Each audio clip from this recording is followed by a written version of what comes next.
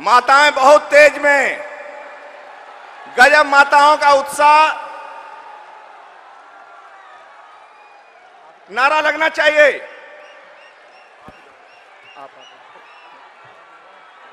मोदी नारा, नारा कौन तेज स्पीड में, जल्दी लगना चाहिए और तेज में। मुरादाबाद के धरती से आवाज आना चाहिए। माताएं सबसे जबरदस्त, विशिष्ट तालियों के गड़गड़ाहट पीछे तक। मोदी, मोदी देश का गौरव, विश्व का शान, देश का गौरव, विश्व का शान। मुरादाबाद की धरती पर मैं अपने नेता यशस्वी प्रधानमंत्री आदरणीय नरेंद्र मोदी जी के मुरादाबाद की ओर से स्वागत करता हूं, अभिनंदन करता हूं। अब मैं स्वागत की कड़ी में प्रारंभ करते हुए अपने यशस्वी प्रदेश अध्यक्ष आदरणीय केशव मौर्य से निवेदन करता हूं कि अपने प्रधानमंत्री जी का, अपने नेताजी का माल्यार्पण कर स्वागत करने का कष्ट करें। आदरणीय केशव प्रसाद मौर्य जी। आदरणीय क्षेत्रीय अध्यक्ष आदरणीय भूपेंद्र जी से भी आग्रह है कि पुष्प तालियां, पुष्प गुच्छ देकर सम्मानित करें। हमारे नगर के मेयर आदरणीय विनोद अग्रवाल जी से आग्रह है कि पुष्प गुच्छ देकर सम्मान करें। आदरणीय सांसद सर्वेश सिंह जी से भी, मुरादाबाद के सांसद आदरणीय सर्वेश सिंह से भी आग्रह है कि पुष्प गुच्छ और स्मृति चिन्ह यानी गदा के रूप में गदा देकर माननीय मोदी जी का सम्मानित करें। और आप जबरदस्त तालियां, आवाज लगना चाहिए, लगना चाहिए, लगना चाहिए मित्रों, लगना चाहिए और तेज आवाज।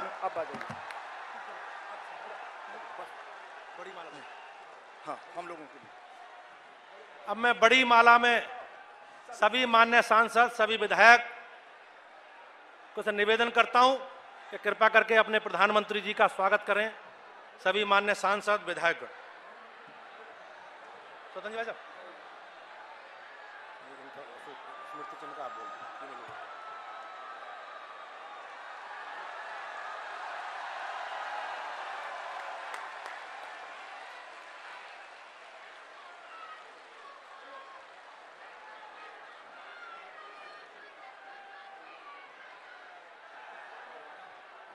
क्षेत्रीय महामंत्री सूर्य प्रकाश जी पाल, श्री अशोक मोगा जी और पूर्व अध्यक्ष रितेश जी स्मृति चिन्ह प्रदान कर स्वागत करें माननीय मोदी जी का। और विनोद अग्रवाल जी नगर की चाबी, हमारे मेयर विनोद अग्रवाल जी नगर की चाबी देकर सम्मानित करें। आइए।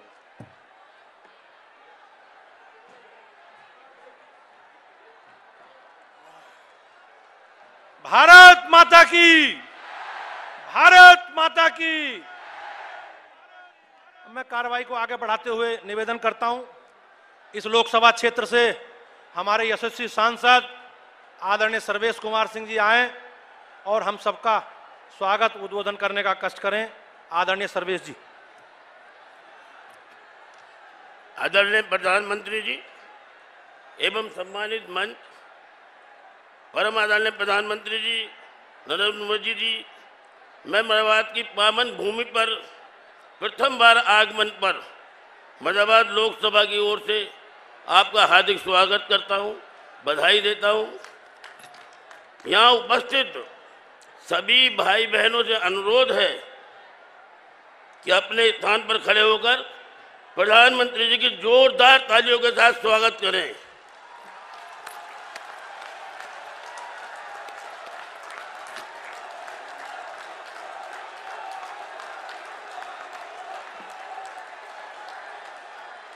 प्रधानमंत्री जी, आपको अवगत कराना चाहता हूं कि भ्रष्टाचार के विरुद्ध इस मुहिम में लोकसभा मुरादाबाद का बच्चा बच्चा आपके साथ है।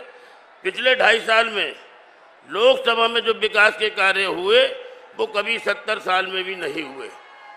जैसे कि विद्युतीकरण दीनदयाल उपाध्याय के अंतर्गत हमारे यहाँ 1045 गाँव में विद्युतीकरण होना था, जिसमें 927 गाँव में करीब करीब विद्युतीकरण पूर्ण हो चुका है। सरकारी केंद्र निधि से मुरादाबाद लोकसभा में करीब 400 करोड़ से 5 सड़कें निर्मित हो रही हैं, जिनका काम बहुत तेजी से चल रहा है। उज्ज्वला गैस योजना के अंतर्गत मुरादाबाद लोकसभा में 1 लाख गैस कनेक्शनों के बंटने थे, जिसमें 70,000 करीब बट चुके हैं। रेलवे से भी मुरादाबाद मंडल की रेल सेवाओं का आधुनिकीकरण एवं विस्तार के लिए 300 करोड़ रुपया प्रस्तावित हो चुका है। मैं आपसे एक ही अनुरोध करना चाहता हूं, माननीय प्रधानमंत्री जी से मेरा करबद्ध निवेदन है, अपनी लोकसभा नहीं पूरे पश्चिम प्रदेश क्षेत्र की तरफ से ये किसान बाहुल्य क्षेत्र है। यहाँ पर मैं चाहता हूँ कि कम से कम समर्थन मूल्य कम से कम 50 रुपये बढ़ना चाहिए, जिससे किसानों का हित हो सके। फिर पुनः मेरा लोकसभा की तरफ से माननीय प्रधानमंत्री जी को बहुत बहुत स्वागत है, बहुत बहुत बधाई, धन्यवाद।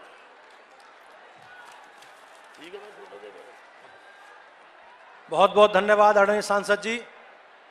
अब मैं निवेदन करता हूं अपने यशस्वी प्रदेश अध्यक्ष आदरणीय केशव प्रसाद मौर्य जी आए और आदरणीय प्रधानमंत्री जी का सबका स्वागत करने का कष्ट। बोलिए भारत माता की। इतने धीरे से अगर बोलेंगे तो माननीय प्रधानमंत्री जी को यह संदेश हम सब कैसे दे पाएंगे कि पश्चिम उत्तर प्रदेश में सपा बसपा का खाता आप नहीं खुलने देंगे। बोलिए भारत माता की, भारत माता की, भारत माता की जय श्री राम। विश्व के सबसे शक्तिशाली नेता, भारत के यशस्वी प्रधानमंत्री,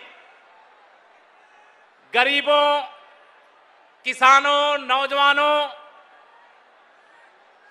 के दिलों की धड़कन, माताओं बहनों के सम्मान के लिए हर पल समर्पित रहने वाले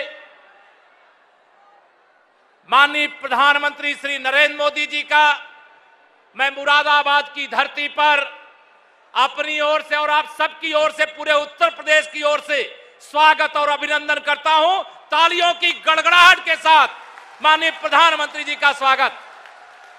मंच पर विराजमान भारतीय जनता पार्टी के राष्ट्रीय उपाध्यक्ष, उत्तर प्रदेश के प्रभारी सांसद माननीय श्री ओम प्रकाश माथुर जी, मंच पर विराजमान भारतीय जनता पार्टी के राष्ट्रीय सह संगठन महामंत्री आदरणीय श्री शिव प्रकाश जी, इस प्रदेश के सह प्रभारी आदरणीय श्री वीरेंद्र कुमार खटीक जी, मंच पर विराजमान हमारे महामंत्री आदरणीय श्री स्वतंत्र देव सिंह जी, आदरणीय श्री अशोक कटारिया जी, हमारे केंद्र में मंत्री आदरणीय श्री संजीव बालियान जी, मंच पर विराजमान हमारे प्रदेश के मंत्री और यात्रा के साथ लगातार चल रहे देवेंद्र सिंह जी, क्षेत्र के अध्यक्ष आदरणीय भूपेन जी, माननीय सांसद हमारे सर्वेश जी, डॉक्टर नेपाल जी, सत्यपाल सैनी जी, कंवर सिंह तंवर जी, भारतेंदु जी, यशवंत जी और मंच पर बहुत बड़ी संख्या में हमारे सब वरिष्ठ नेता और पदाधिकारी, मैं सबका सम्मान करता हुआ यहाँ सभा में आए हुए मेरे सभी पिता तुल बड़े बुजुर्गों, नौजवान दोस्तों, मेरी पूज्य माताओं बहनों, मैं आप सबके चरणों में सादर प्रणाम करके आज आह्वान करने के लिए खड़ा हूं। 2014 के चुनाव में आपने पश्चिम उत्तर प्रदेश के अंदर विरोधियों का खाता नहीं खुलने दिया, यहां कमल ही चारों ओर खिला था। लेकिन 2017 में मैं आप सबको अपील करने के लिए आया हूं, उत्तर प्रदेश से सपा और बसपा को उखाड़ फेंकने के लिए आप सबसे अपील है कि पश्चिम उत्तर प्रदेश में इस बार सपा बसपा का खाता नहीं खुलना चाहिए। इसके लिए तैयार हैं?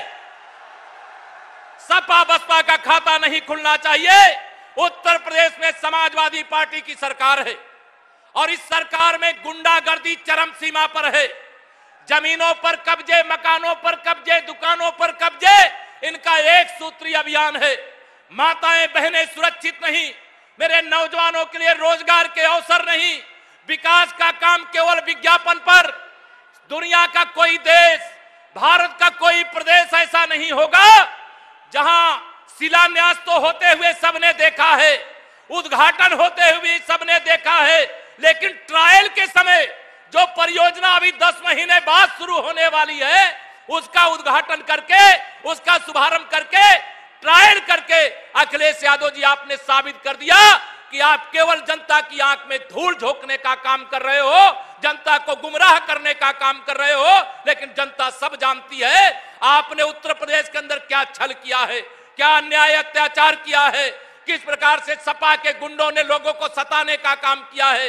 इसे आज इस मुरादाबाद की विशालतम जनसभा में मैं आप सब लोगों से अपील करने के लिए यहां खड़ा हूं। सपा के बारे में आप जान गए हैं, बसपा के बारे में आप जान गए। लगातार सपा बसपा की सरकारों ने उत्तर प्रदेश को लूटने का काम किया, विकास का काम इस शासन में ठप रहा। और यह जो पश्चिम उत्तर प्रदेश है, यहां मुजफ्फरनगर का दंगा कोई भूला नहीं है। मैं आप सब लोगों को यह विश्वास दिलाना चाहता हूं, चाहे मुजफ्फरनगर का दंगा हो, चाहे कैराना जैसी घटना हो, भारतीय जनता पार्टी की सरकार आने के बाद ना कैराना की घटना करने वाले गुंडे बचेंगे, ना मुजफ्फरनगर के दंगे की शुरुआत करके सताने वाले कानून की नजर से बच पाएंगे। आप सबको यह विश्वास दिलाता हुआ उत्तर प्रदेश के इस पश्चिमी क्षेत्र में भारतीय जनता पार्टी के कार्यकर्ताओं के खिलाफ बड़ी संख्या में फर्जी मुकदमे लिखे गए, जनता के खिलाफ फर्जी मुकदमे लिखे गए। मैं आप सबको आज यहां पर यह विश्वास दिलाना चाहता हूं, यह फर्जी मुकदमे लिखने का काम कर रहे थे। 2017 में आपके आशीर्वाद से उत्तर प्रदेश में भारतीय जनता पार्टी की सरकार बनेगी। ये फर्जी मुकदमे लिखे थे, लेकिन जब असली मुकदमे लिखे जाएंगे तो आधी समाजवादी पार्टी जेल के अंदर नजर आएगी। मैं आप सबको, यह किसानों का क्षेत्र है, यह किसानों का क्षेत्र है, यहां का गन्ना किसान भुगतान के लिए परेशान है।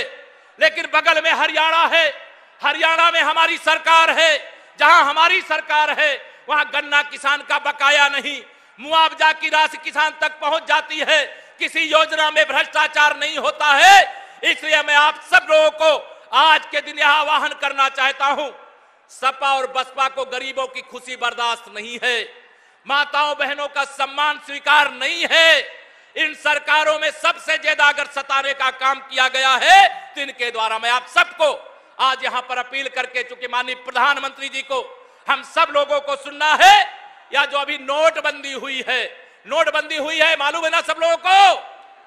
माननीय प्रधानमंत्री जी ने देश के हित में, गरीब के हित में जो फैसला लिया है, इस फैसले का आप सब समर्थन कर रहे हैं ना? दोनों हाथ से तालियां बजा करके, खड़े हो करके माननीय प्रधानमंत्री जी को अपना समर्थन दीजिए।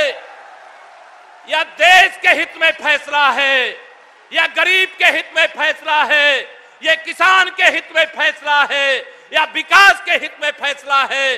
भारतीय जनता पार्टी की सरकार न जातिवाद की पक्षधर है, न परिवारवाद की पक्षधर है, भारतीय जनता पार्टी विकासवाद की पक्षधर है। इसलिए मैं आप सब लोगों को आज यहां पर आह्वान करके कि माननीय नरेंद्र मोदी जी के ऊपर आप सबका भरोसा है, लेकिन फिर भी मैं लाइन जरूर जोड़ूंगा कि विश्वास करो तुम मोदी पर, विश्वास करो तुम मोदी पर, यह नवयुग का निर्माता है, ऐसा नेता इस धरती पर एक बार ही आता है।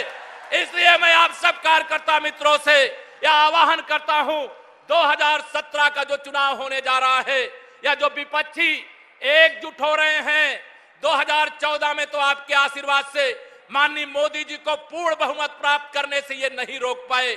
इनको चिंता 2017 की कम 2019 की ज्यादा है। ये चाहते हैं 2017 तो जनता का आशीर्वाद निश्चित तौर से भारतीय जनता पार्टी को उत्तर प्रदेश में प्राप्त हो रहा है। परिवर्तन को लेकर के लोगों में गुस्सा है, लोग कमल खिलाना चाहते हैं, लेकिन जो लोग 2019 का रास्ता रोकना चाहते हैं, क्या आप उनको रोकने देंगे? माननीय मोदी जी फिर से देश के प्रधानमंत्री बनना चाहिए कि नहीं बनना चाहिए? बनना चाहिए कि नहीं बनना चाहिए? तो उत्तर प्रदेश के हर बूथ पर कमल खिलना चाहिए कि नहीं खिलना चाहिए? इसलिए आज मैं अपील कर 2017 में जाइए सब कुछ भूल, याद रखिए माननीय नरेंद्र मोदी और कमल का फूल। बहुत बहुत धन्यवाद। बोलिए भारत माता की, भारत माता की। एक अपील, एक सूचना देना चाहता हूं। एक उत्तर प्रदेश के अंदर यूपी के मन की बात हम आपसे जानना चाहते हैं। यूपी के मन की बात आप क्या चाहते हैं? कैसा उत्तर प्रदेश चाहते हैं? भ्रष्टाचार वाला कि विकास वाला कि गुंडागर्दी वाला?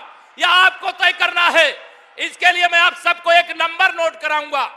आपके सबके हाथ में मोबाइल होगा और आप उस मोबाइल नंबर पे केवल मिस कॉल डालिएगा और उस मिस कॉल को डालने के बाद आपके पास हमारा फोन आएगा।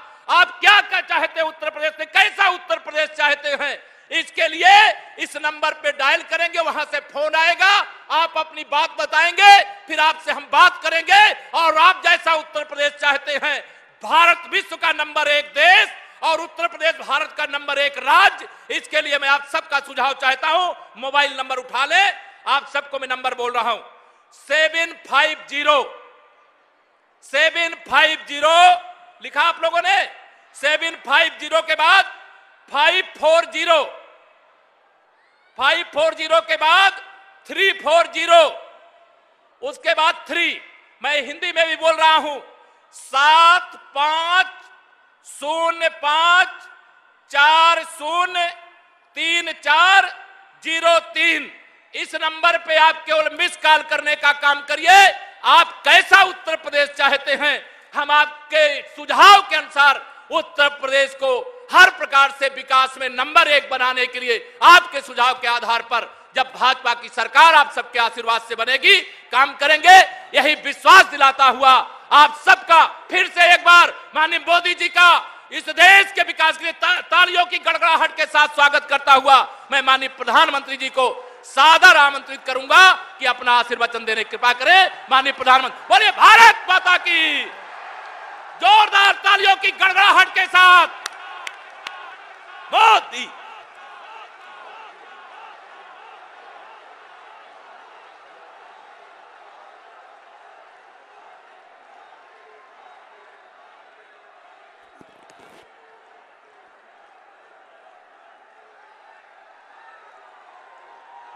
भारत माता की।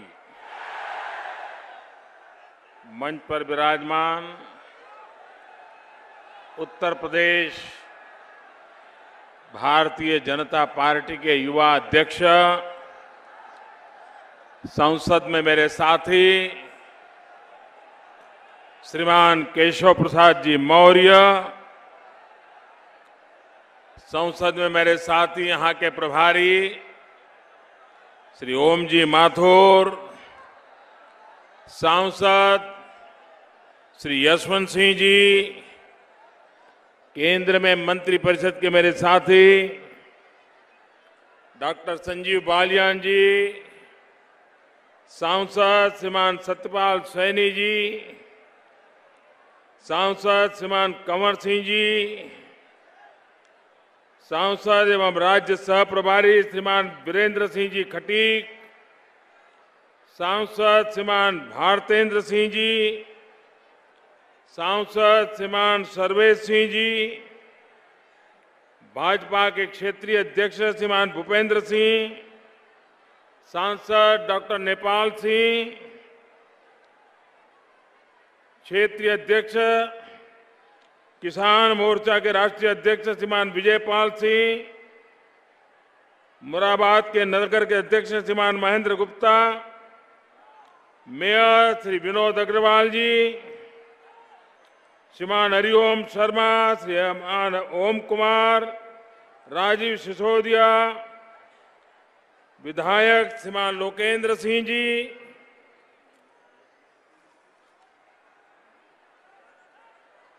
श्रीमान राजेश सिंगल, डॉक्टर जयपाल सिंह जी, श्रीमान सुरेश गंगवार जी, श्रीमान अशोक कटारिया जी, श्रीमान ऋषिपाल नागर जी, श्रीमान स्वतंत्र देव सिंह जी, श्रीमान देवेंद्र सिंह जी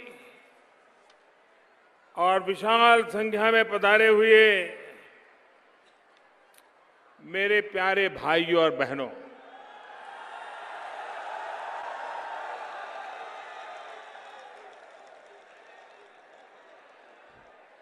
मैं आज मुरादाबाद आने से पहले थोड़ा झिझक रहा था, थोड़ा संकोच कर रहा था। संकोच इस बात का कर रहा था कि मैं बहुत वर्षों के बाद मुरादाबाद आ रहा हूं। 2014 के लोकसभा के चुनाव के समय यहां के नौजवान मेरे पीछे पड़े थे कि मुरादाबाद आइए, लेकिन मैं आ नहीं पाया था। 2009 में आया था। उसके बाद मन में एक संकोच होता था कि जिस मुरादाबाद ने मुझे इतना प्यार दिया, वहां पहुंचने में मुझे काफी देरी हुई है। मुरादाबाद के मेरे प्यारे भाइयों बहनों, मैं 2014 में नहीं आ पाया था। दूर से आपको संदेश भेजा था कि आप भारतीय जनता पार्टी को विजयी बनाइए, और मैं आज मुरादाबाद को सर झुका करके नमन करता हूं कि उन्होंने जी जान से हमारा समर्थन किया। और आज तो मैं खुद रूबरू आ गया हूं।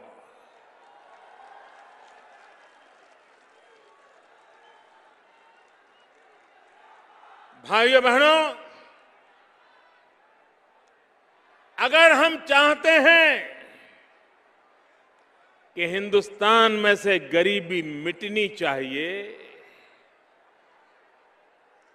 आप मुझे बताइए, हिंदुस्तान के कोई छोटा राज्य हो,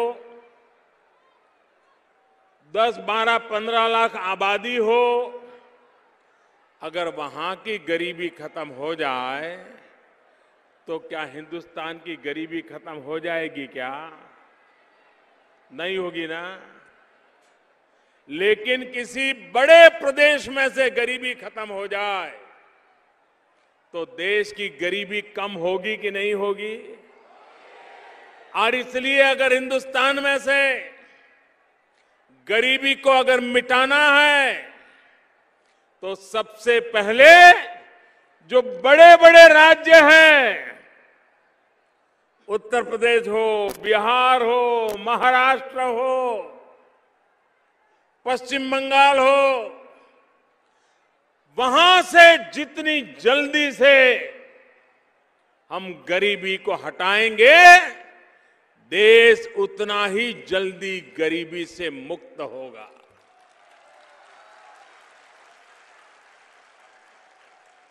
भाइयों बहनों,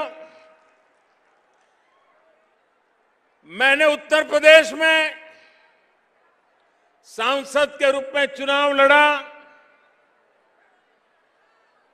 बनारस के लोगों ने मुझे भरपूर आशीर्वाद दिया, लेकिन उत्तर प्रदेश में चुनाव सिर्फ सांसद बनने के लिए मैं नहीं लड़ा हूं। मैं उत्तर प्रदेश में चुनाव इसलिए लड़ा हूं कि हिंदुस्तान का ये सबसे बड़ा राज्य है, यहां गरीबी बहुत है। ये गरीबों के बीच जाकर के गरीबी से लड़ाई लड़ना, गरीबी से मुक्ति दिलाना, इसलिए मैं उत्तर प्रदेश की सेवा करना मैंने स्वीकार किया है।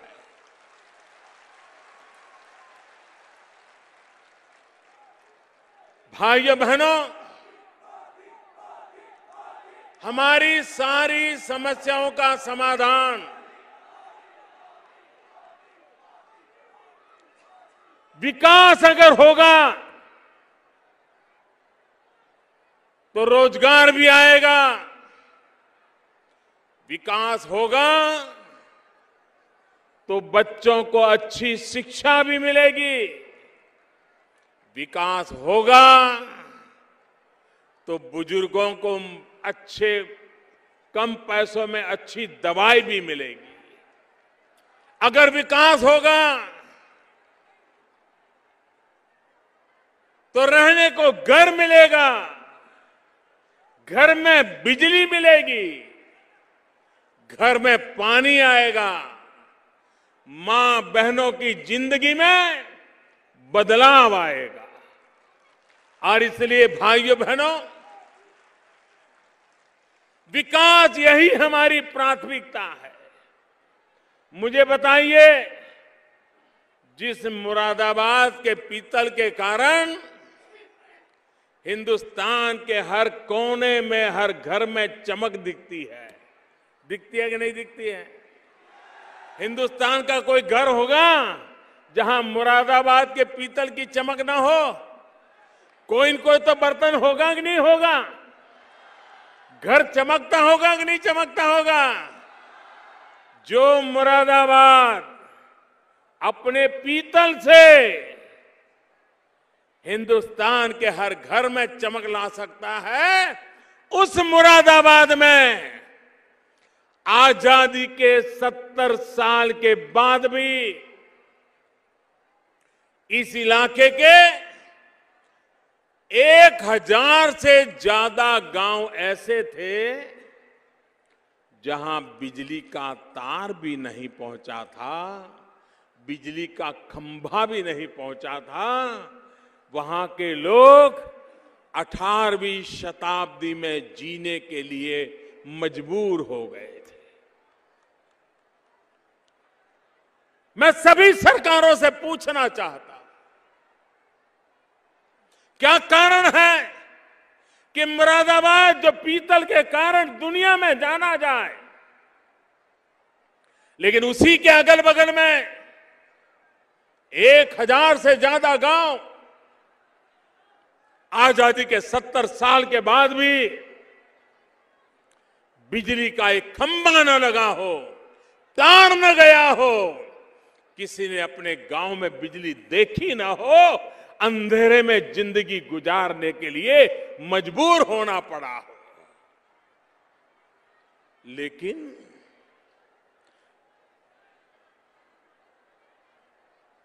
गांव का इंसान, गरीब इंसान ऊंची आवाज से बोल भी नहीं पाए, कुछ मांग भी ना पाए, कुछ राजनेता ठेकेदार उनको दबोच करके बैठ गए हो।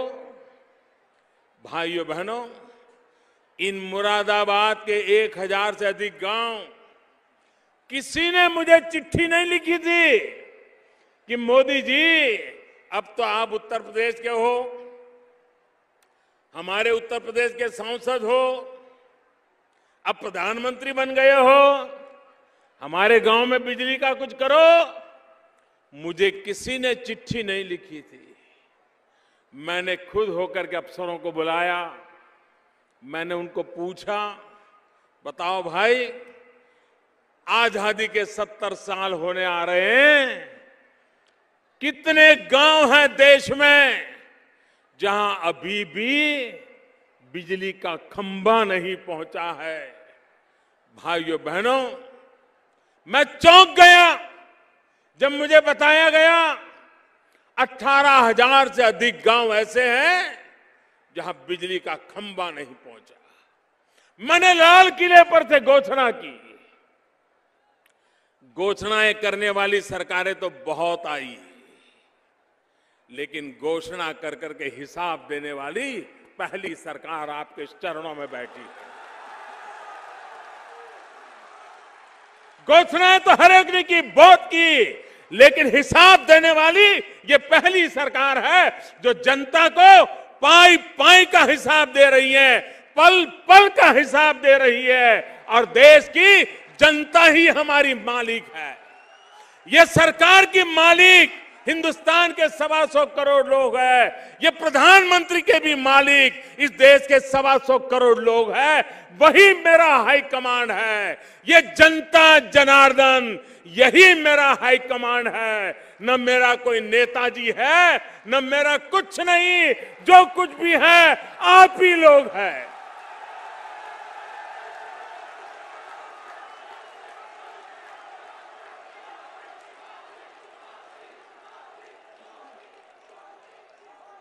भाइयों बहनों, जो काम 70 साल में नहीं हुआ, उस काम को करने में तकलीफ तो होगी, आपको भी अंदाजा होगा। कुछ तो कारण होगा कि मुरादाबाद के बगल में भी किसी ने खंभा नहीं पहुंचाया। चुनौतियां बहुत थी, तकलीफें थी, रुकावटें थी, इरादों में भी खोट थी, पैसों की भी जरूरत थी। लेकिन भाइयों बहनों, लाल किले की प्राची से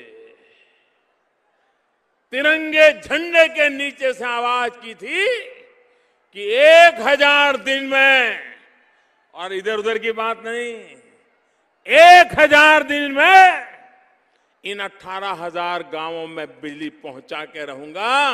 अभी तो आधे दिन हुए हैं, आधे, और आपके इस इलाके में 1000 से ज्यादा गांवों में बिजली का खंभा नहीं पहुंचा था। करीब करीब 950 से ज्यादा गांवों में काम पूरा कर दिया गया है। भाइयों, मैं भले 2009 के बाद आज 2016 में आया हूं, लेकिन बिजली पहुंचाने का वादा किया था, मेरे आने से पहले पहुंचा दिया है। भाइयों बहनों, जिस गांव में बिजली गई, वहां के बच्चों में शिक्षा में बदलाव आएगा कि नहीं आएगा? जिस गांव में बिजली गई, जिस मां को गेहूं चक्की में पिसना होगा, पहले दूसरे गांव जाना पड़ता था, अब गांव में चक्की चलेगी तो गेहूं पिसने का काम होगा कि नहीं होगा? जिस गांव में पानी के लिए तरसना पड़ता था, बिजली के कारण जमीन से पानी निकाल करके घरों तक पहुंचाया जा सकता है कि नहीं पहुंचाया जा सकता है? भाइयों बहनों, गांव के लोगों को भी टीवी देखने का मन करता है कि नहीं करता है? उनको भी तो कभी सास कभी बहुती देखने का मन करता है कि नहीं करता है? लेकिन बिजली नहीं होगी तो बेचारे कहां से देखेंगे? भाइयों बहनों, हमने बिजली पहुंचाने का काम किया, और इसलिए मेरा कहने का तात्पर्य है कि सरकारें घोषणाएं करने के लिए नहीं होती हैं, सरकारें योजनाएं बना करके योजनाओं को लागू करने के लिए होती हैं। हम भारतीय जनता पार्टी के लोग, हमें जहां भी मौका मिलता है, हम सभी जगह पर विकास पर बल देते हैं, वादे पूरे करने के लिए अपने आप को खपा देते हैं।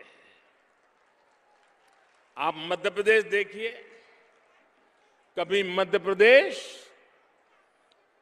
बीमारू राज्य माना जाता था। वहां की जनता ने भारतीय जनता पार्टी को सेवा करने का मौका दिया। 10 साल के भीतर भीतर मध्य प्रदेश बीमारू राज्य से मुक्त होकर के हिंदुस्तान के विकास करने वाले राज्यों में आके खड़ा हो गया। भाई, कभी हम देखते थे कि हमारे देश में अन्न का उत्पादन तो एक नंबर पे, कभी पंजाब का नाम सुनाई देता था, कभी हरियाणा का नाम सुनाई देता था, कभी गंगा यमुना के तट के गांव दिखाई देते थे। भाइयों बहनों, मध्य प्रदेश जिसके पास नर्मदा मैया के सिवाय कोई नदी नहीं है, मध्य प्रदेश के लोगों ने खेती के उत्पादन में, किसानों की पैदावार में पहले से डबल पैदावार करके देश के अन्न के भंडार भर करके आज देश में नाम रोशन कर दिया भाइयों। अगर विकास करना है तो हो सकता है, लेकिन सिर्फ अपनों का ही विकास करना हो तो फिर राज्य का कभी भला नहीं होता है। आपने वो सरकारें अब तक देखी है,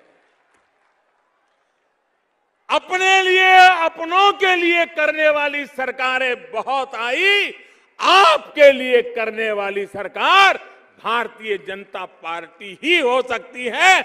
और इसलिए मैं आपसे आग्रह करने आया। भाइयों बहनों, आप सच्चे दिल से मुझे एक जवाब देंगे? आप सच्चे दिल से मुझे एक जवाब देंगे? पक्का देंगे? दोनों हाथ ऊपर करके देंगे? पूरी ताकत वाले जोर से देंगे? आप मुझे बताइए, इस देश को भ्रष्टाचार ने बर्बाद किया है कि नहीं किया है? भ्रष्टाचार ने देश को लूटा है कि नहीं लूटा है? भ्रष्टाचार ने गरीब का सबसे ज्यादा नुकसान किया है कि नहीं किया है? भ्रष्टाचार ने गरीब का हक छीना है कि नहीं छीना है? हमारी सभी मुसीबतों की जड़ में भ्रष्टाचार है कि नहीं है? अब मुझे बताइए, भ्रष्टाचार रहना चाहिए कि जाना चाहिए? भ्रष्टाचार रहना चाहिए कि जाना चाहिए? भ्रष्टाचार को खत्म करना चाहिए कि नहीं करना चाहिए? मुझे बताइए, ये अपने आप जाएगा क्या? ये अपने आप जाएगा क्या? ये भ्रष्टाचार ये कहेगा अब मोदी जी आप आए हो, मुझे डर लगता है मैं जाता हूं, जाएगा क्या? नहीं जाएगा क्या? उसको डंडा लेके निकालना पड़ेगा कि नहीं निकालना पड़ेगा? कानून का उपयोग करना पड़ेगा कि नहीं करना पड़ेगा? बेईमान लोगों को ठीक करना पड़ेगा कि नहीं करना पड़ेगा? भ्रष्टाचारियों को ठिकाने लगाना पड़ेगा नहीं लगाना पड़ेगा? ये काम करना चाहिए कि नहीं करना चाहिए? करना चाहिए कि नहीं करना चाहिए? अगर कोई करता है तो गुनहगार है क्या? नहीं, कोई भ्रष्टाचार के खिलाफ लड़ाई लड़ता है तो गुनहगार है क्या? कोई भ्रष्टाचार के खिलाफ लड़ता है तो गुनहगार है क्या? भाइयों बहनों, मैं हैरान हूं, आजकल मेरे ही देश में कुछ लोग मुझे गुनहगार कह रहे हैं।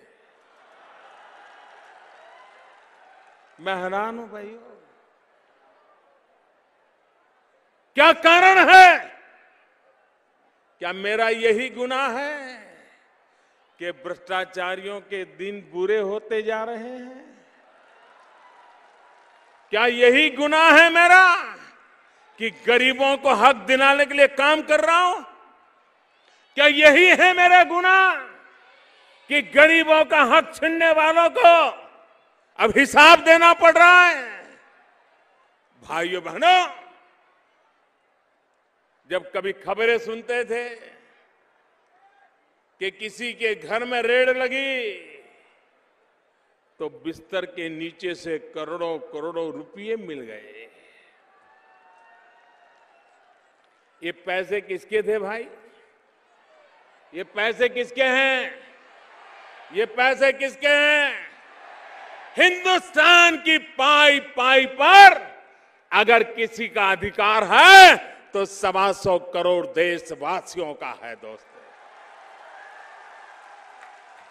मैं लड़ाई लड़ रहा हूं आपके लिए। भाइयों बहनों, ज्यादा से ज्यादा ये मेरा क्या कर लेंगे भाई? नहीं बताइए क्या कर लेंगे? अरे हम तो फकीर आदमी हैं, झोला लेके चल पड़ेंगे जी।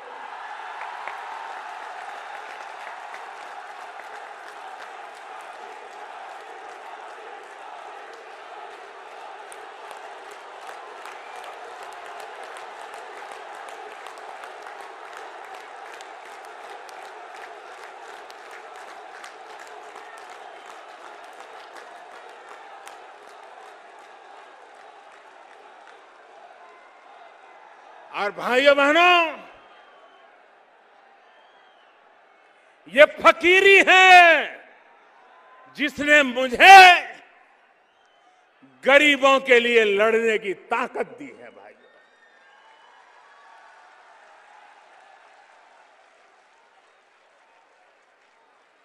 बैंकों का राष्ट्रीयकरण हुआ था, गरीबों के नाम पे हुआ था, लेकिन इस देश के आधे से अधिक लोग थे जिन गरीबों को कभी बैंक के दरवाजे तक जाने का मौका नहीं मिला था। जब मैंने कहा मैं सबसे पहले गरीबों का बैंक में खाता खुलवाऊंगा, मैं सबसे पहले गरीबों के लिए बैंक में खाता खुलवाऊंगा, तो लोग मेरी मजाक उड़ा रहे थे। भाइयों बहनों, खाता खुलवाया कि नहीं खुलवाया? खुलवाया कि नहीं खुलवाया? ये बड़े बड़े लोग अपने पॉकेट में प्लास्टिक करेंसी रखते, कार्ड रखते, कार्ड। कुछ लोगों के जेब में तो 5-5, 10-10 कार्ड होते हैं। मैंने कहा ठीक है, तुम बड़े बड़े बाबू अपने कहे, मैं भी गरीबों को दूंगा। 20 करोड़ गरीबों को रुपए कार्ड दे दिया, 20 करोड़ गरीबों को दे दिया। भाइयों बहनों, अगर इस देश के गरीब को ताकत दी जाए तो गरीबी कल खत्म हो जाएगी।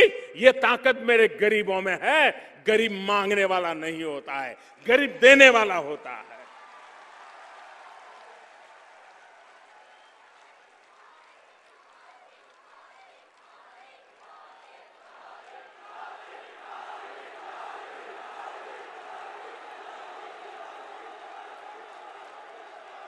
और इसलिए भाइयों बहनों,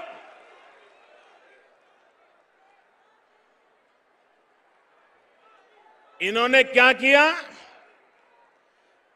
नोटे छापते रहो, छापते रहो, नोटे छापते रहो। इतनी नोटें छपती थी। आपके घर में कोई बंडल आया था क्या भाई? आपके घर में कोई बंडल आया था क्या? तो ये बंडल के बंडल कहां जाते थे? नोटें छप रही थी, महंगाई बढ़ रही थी और नोटों के बंडल कहीं छिप जाते थे। मैं भी पीछे लगाऊं, निकालो।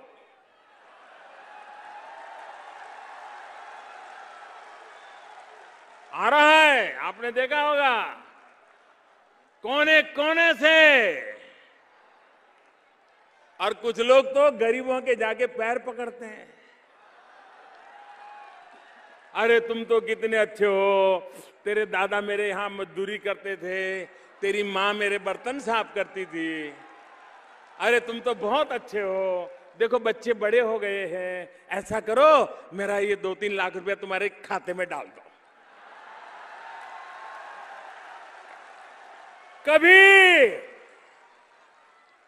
कभी किसी अमीर को गरीब के पैर पकड़ते देखा था?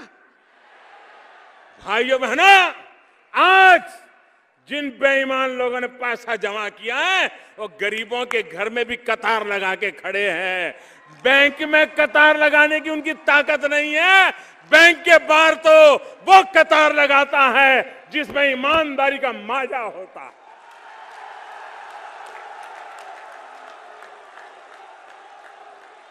जिसमें दम होता है।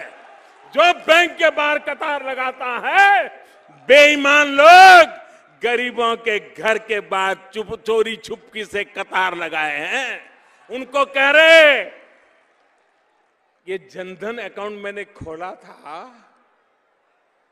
तब गरीबों को भी पता नहीं था कि कैसे काम आएगा।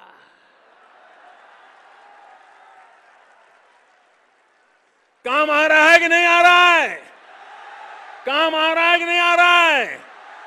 लेकिन एक बात कीजिए, मैं देश के सभी जनधन अकाउंट वाले गरीबों को कहना चाहता हूं, जिसने भी आपको पैसा दिया है, जिसका भी पैसा अपने बैंक में रखा है, वो उठाइए मत।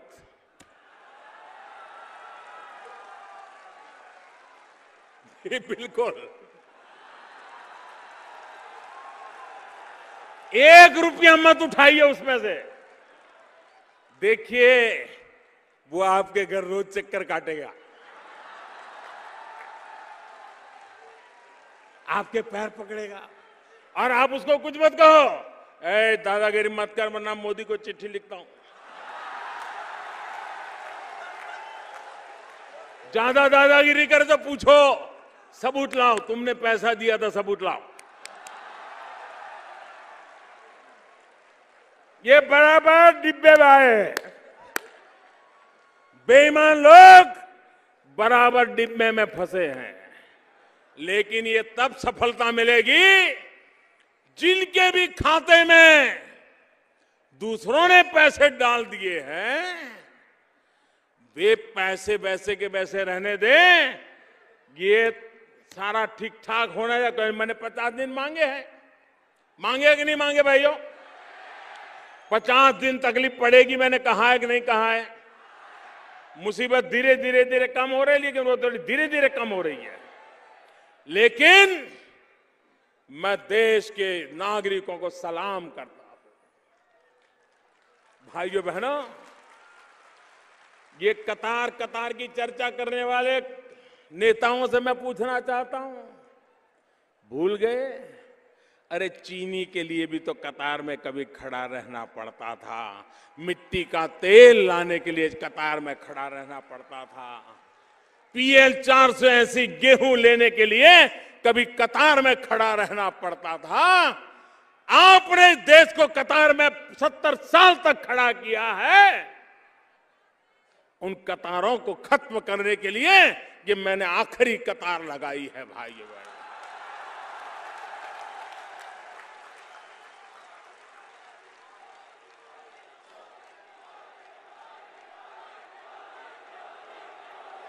मुझे बताइए, ये जनधन अकाउंट वाले जितने हैं, ये अपने पैसे जो बैंक में आए हैं किसी के, उसको रखे रखोगे कि नहीं रखे रखोगे?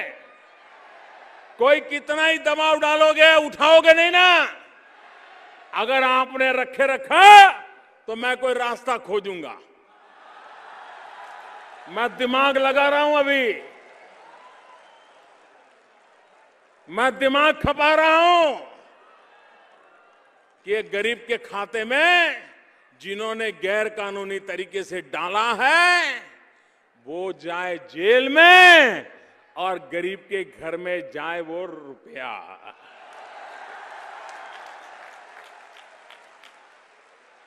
और वो कोई दयादान नहीं है, उन्हीं का है, ये उन्हीं को लूट करके इकट्ठा किया है। भाइयों बहनों, मैं हैरान हूं।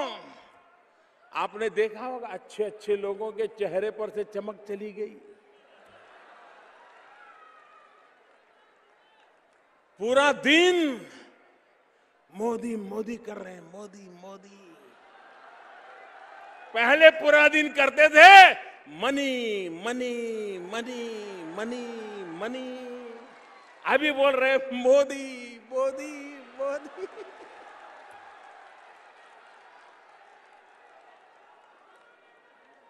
भाइयों बहनों,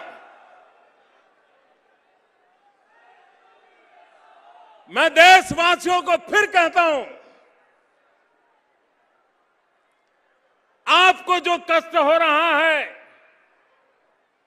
और देश के लिए आप कष्ट झेल भी रहे हैं, लोग आपको आकर के भड़काने की कोशिश करते हैं। कल तो मैं देख रहा था किसी टीवी पे,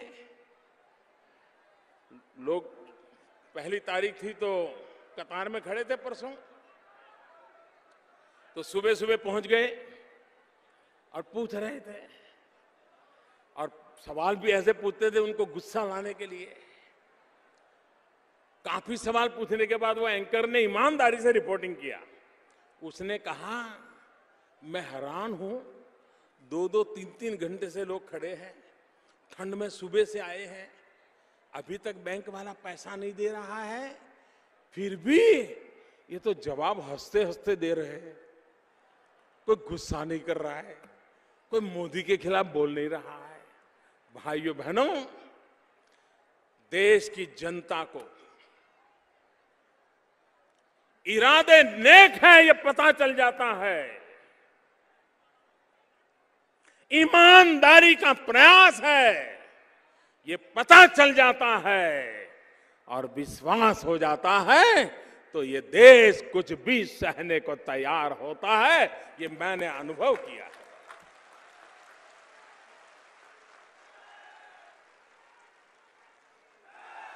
देश का सामान्य मानवी बेईमानी से तंग आ चुका है। क्या किसी ने सोचा था कि 125 करोड़ देशवासी ईमानदारी की लड़ाई खुद अपने कंधे पे उठा ले? आज 125 करोड़ देशवासियों ने कष्ट झेल करके ईमानदारी की इस लड़ाई को अपने कंधे पर उठा लिया है। इससे बड़ा देश का उज्जवल भविष्य नहीं हो सकता है भाई। देश का सामान्य मानवी बेईमानी नहीं चाहता है, उसको मजबूरन मध्यम वर्ग का आदमी वो कभी नहीं चाहता है काले धोले का खेल। लेकिन बच्चे को स्कूल रखना हो, स्कूल वाला कहे फीस के लिए ऑफिशियल तो 500 रुपया, लेकिन अनऑफिशियल 75,000 रुपया, वो मध्यम वर्ग का व्यक्ति बेचारा कहां जाएगा? बच्चे की पढ़ाई के लिए सर झुका करके उसको कहीं से काले करके उनको देना पड़ता है, मजबूरन करना पड़ता है। भाइयों बहनों, देश में एक ऐसी हवा बन गई थी, सरकार वरकार कुछ होती ही नहीं है तो ठीक है, सरकार सरकार है। अरे ये नेता होते क्या है, उसकी जेब भर दो यार काम चल जाएगा। अब ये चलता नहीं है, वो पुराने रास्ते बंद हो गए हैं, इसलिए जरा परेशानी ज्यादा है। भाइयों बहनों, यह देश ईमानदारी का पक्षकार है, यह देश ईमानदारी चाहता है, यह देश भ्रष्टाचार से मुक्ति चाहता है। लेकिन वो असहाय हो गया था, आज उसको लग रहा है कि इस लड़ाई को जीतना है। और मैं देशवासियों को विश्वास दिलाता हूं कि आपने जो मेहनत की है, घंटों घंटों तक कतार में खड़े रहे हो, बिना खाए पिए खड़े रहे हो, ठंड में भी खड़े रहे हो, धूप में भी खड़े रहे हो, पैसे नहीं है ऐसा बोर्ड लग जाने के बाद भी आपने इसको सहन किया है। मैं मेरे देशवासियों आपकी इस तपस्या को बेकार नहीं जाने दूंगा। ईमानदारी के जितने रास्ते मुझे सुझेंगे, मैं देश को उस रास्ते पर ले जाने के लिए कोई कमी नहीं रहने दूंगा। ये मैं विश्वास दिलाना चाहता हूं।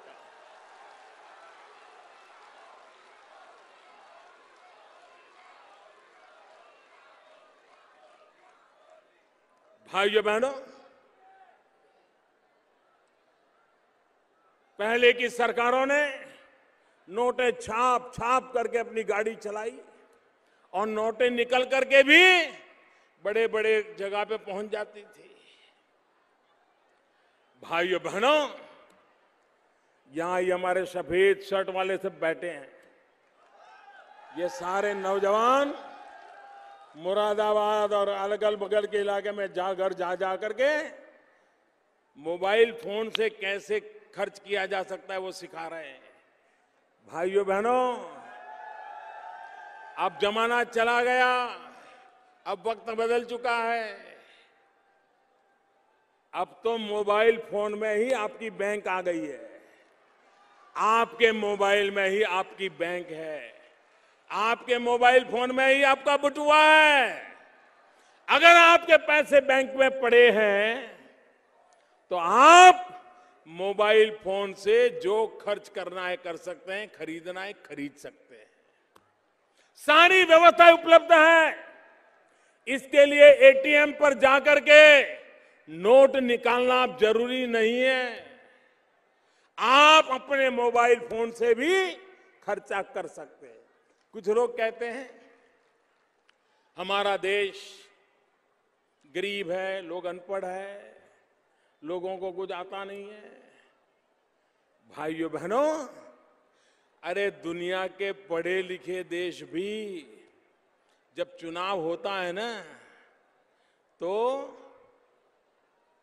बैलेट पेपर पर नाम पढ़ करके फिर थप्पा मारते हैं। आज भी अमेरिका में भी ये हिंदुस्तान है, जिसको आप अनपढ़ कहते हो, गरीब कहते हो, वो बटन दबा करके वोट देना जानता है, बटन दबा करके देना। भारत के लोगों की ताकत को कम मत आंकिए। एक बार उसको पता चले कि ईमानदारी का रास्ता यह है, तो मेरे देश का गरीब से गरीब भी चल पड़ता है। मैं देख रहा हूं सब्जी बेचने वाले, दूध बेचने वाले, आजकल मैंने एक व्हाट्सएप देखा, सच्चा झूठा तो भगवान जाने, व्हाट्सएप पर तो बहुत सी चीजें ऐसी ऐसी भी आती है। मुझे किसी ने दिखाया कि कोई भिखारी कार खड़ी रही तो भिक्षा मांगने के लिए गया, तो कार में जो बैठे थे उन्होंने कहा, भाई छुट्टे पैसे नहीं है, हम तेरी मदद तो करना चाहते हैं। तो उसने कहा, आप चिंता मत करो। उसने अपने फटे थैले में से पॉश मशीन निकाला, बोले डेबिट कार्ड दो मैं कर लेता हूं जी। अब ये वीडियो सच है झूठ है मुझे मालूम नहीं, मुझको किसी ने दिखाया। कहने का मतलब यह है, हिंदुस्तानी नई चीज को स्वीकार करने में देर नहीं करता है, अगर सही तरीके से बात पहुंचाई जाए। हमने अभियान चलाया था एलईडी बल्ब का, हमने लोगों को कहा कि बिजली का जो ये लट्टू लगाते हो ना, वो ज्यादा बिजली खा जाता है और आपके पैसे जाते हैं। ये नया लट्टू निकला है, वो लगाइए, आपके पैसे भी बच जाएंगे और बिजली भी बच जाएगी। इस देश के करोड़ों करोड़ों लोगों ने लट्टू बदल दिए भाइयों, लट्टू बदल दिए। मेरा देश परिवर्तन को स्वीकार करने वाला देश है। मेरे देश का गरीब भी इसको स्वीकार करने वाला है। और भी एक आर्गुमेंट होता है, चलो मान लो नहीं है, लेकिन इस देश में 40 करोड़ स्मार्टफोन है, 40 करोड़। कम से कम 40 करोड़ लोग तो नोट के चक्कर से निकल जाए। मुझे बताइए ईमानदारी आएगी कि नहीं आएगी? अगर ये लेती देती बंद हो गई तो ईमानदारी आएगी कि नहीं आएगी? भाइयों बहनों, सिर्फ काला धन निकालना है इतना नहीं है, सिर्फ बेईमानों का पैसा निकालना इतना नहीं है, सिर्फ भ्रष्टाचारियों का पैसा निकालना इतना नहीं है। भविष्य में ये बीमारी खड़ी ना हो, इसके लिए भी बूथ बंद करना है, उसके लिए भी दरवाजे बंद करने हैं। और वो अगर बंद करने हैं तो आपको मुझे मदद करनी पड़ेगी। करोगे? पक्का करोगे? ये मोबाइल फोन से खरीद करोगे तो भी मोबाइल फोन से पैसे दोगे, सारा मोबाइल पे कारोबार सीख लोगे। आज अखबार में रोज एडवर्टाइजमेंट आती है, रोज एडवर्टाइजमेंट आती है, टीवी पे आती है। मुश्किल काम नहीं है। जितनी आसानी से व्हाट्सएप भेजते हो, इतनी ही आसानी से पैसे देकर के माल खरीद सकते हो। भाइयों, अब वक्त बदल चुका है और मेरा देश 21वीं सदी में डिजिटल इंडिया बनने के लिए तैयार बैठा है। भाइयों बहनों, बेईमानी के सारे दरवाजे बंद करने के लिए मुझे मदद चाहिए। सिर्फ काला धन निकले, भ्रष्टाचार जाए, इतना नहीं, बेईमानी के सारे रास्ते बंद करने का यही तरीका है। नोटे छाप छाप करके हम बेईमानों की मदद करना नहीं चाहते भाई। और इसलिए मैं आपसे आग्रह करता हूं। और दूसरा, मैं फिर से एक बार देशवासियों को मैंने 50 दिन कहा था, मैं रात दिन लगाऊं मेरे भाइयों बहनों, आपकी तकलीफ मेरी तकलीफ है। मेरे किसानों की तकलीफ मेरी तकलीफ है और मैं किसानों को विशेष रूप से वंदन करना चाहता हूं। तकलीफ के बाद भी बुआई में कमी नहीं आने दी। पिछले साल से बुआई बढ़ी है। ये किसानों को सलाम करता हूं। जिन लोगों को इस देश की ताकत का परिचय नहीं है वो भ्रम फैला रहे हैं, निराशा का वातावरण पैदा कर रहे हैं। भाइयों बहनों, ये देश सशक्त है, देश का नौजवान सशक्त है और जिस देश के पास 65% लोग 35 साल से कम उम्र के हो, वो नौजवान देश को कहां से कहां पहुंचा सकता है। ये मौका है मेरे नौजवानों, देश को कहीं से कहीं पहुंचाने का। लोगों को सिखाइए कि हाथ में नोटों होने के बाद भी खरीदी भी की जा सकती है, पैसे भी चुकता किया जा सकता है। इनको सिखाइए, हर एक को सिखाइए। देखिए भाइयों, ईमानदारी के सारे रास्ते खुल जाएंगे। मैं फिर एक बार आप सबका हृदय से बहुत बहुत आभार व्यक्त करता हूं। मेरे साथ पूरी ताकत से बोलिए, भारत माता की। आपको लगता है कि ये लड़ाई जीतनी है, बेईमानी खत्म करनी है, तो खड़े होकर के तालियां बजाइए, जोर से तालियां बजाइए। बेईमानों को संदेश दीजिए, देश बेईमानों को स्वीकार नहीं करेगा, देश बेईमानी को स्वीकार नहीं करेगा, देश ईमानदारी की ओर चल पड़ेगा। आइए भाइयों बहनों, आइए हम सब मिलकर चले। 70 साल की बीमारी को बंद करनी है, 70 साल की बीमारी से देश को बचाना है। आइए मेरा साथ दीजिए, दोनों मुट्ठी बंद करके बोलिए, भारत माता की। आवाज हर बेईमानों के रोंगटे खड़े कर दे ऐसी होनी चाहिए, हर बेईमान थरथरा करके कांपने लगे ऐसी होनी चाहिए। भारत माता की, भारत माता की, भारत माता की। बहुत बहुत धन्यवाद।